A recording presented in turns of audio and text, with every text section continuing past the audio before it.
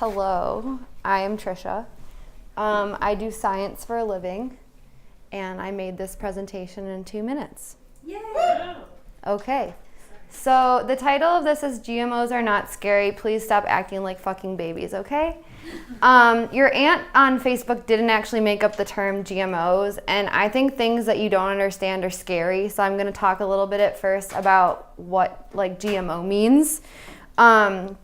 So essentially, genes in your body equals function. Just kind of associate those words together. Genes equals function. Genes in your body are like the blueprint to the house that is you. And they make things called proteins. And proteins are like the scaffolding and the walls and the doors and the windows and all this great stuff that makes the house functional.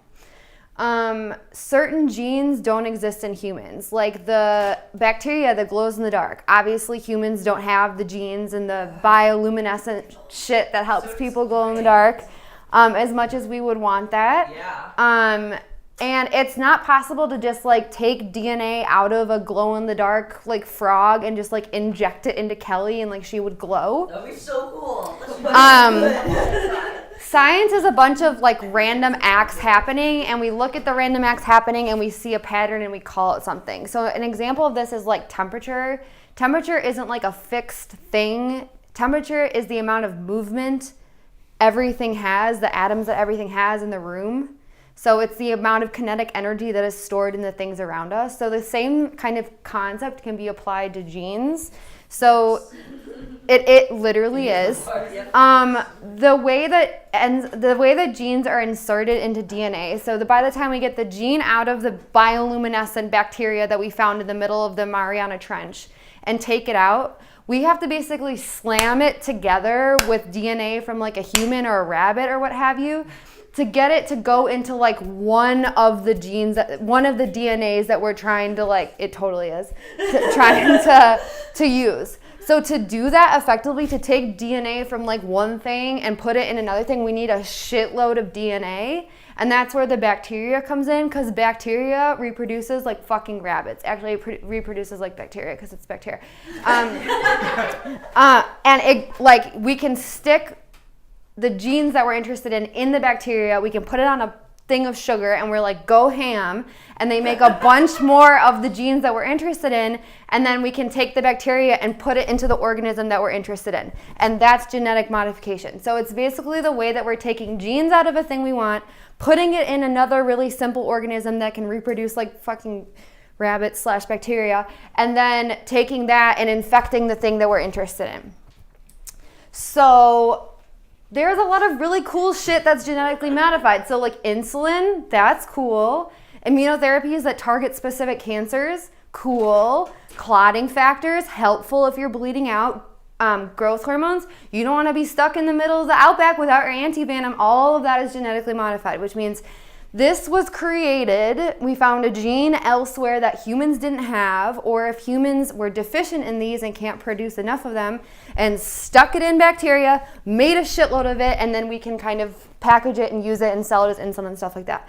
So we also have genetically modified foods, and I want to talk about this a little bit too, because this is what goes on Facebook and like people get so freaking scared about it.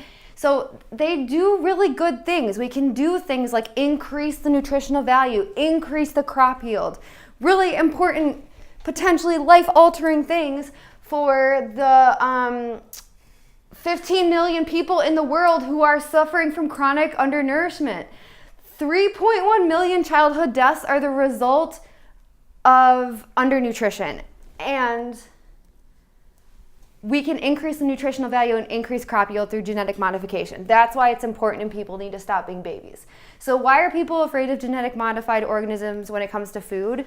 I don't even know. It's like one of those fake news fucking things. But so increase antibiotic resistance? No. Creation of toxic compounds? No. We're not going to eradicate organic farming. I don't know what super weeds are. like I get super weed. And I did. I totally set myself up for that. So I did like a mini literature review while I was sitting on the couch here, and so like These aren't documented in the literature, and people have to spend precious money and grant funding and resources to prove this shit wrong, because people are stupid.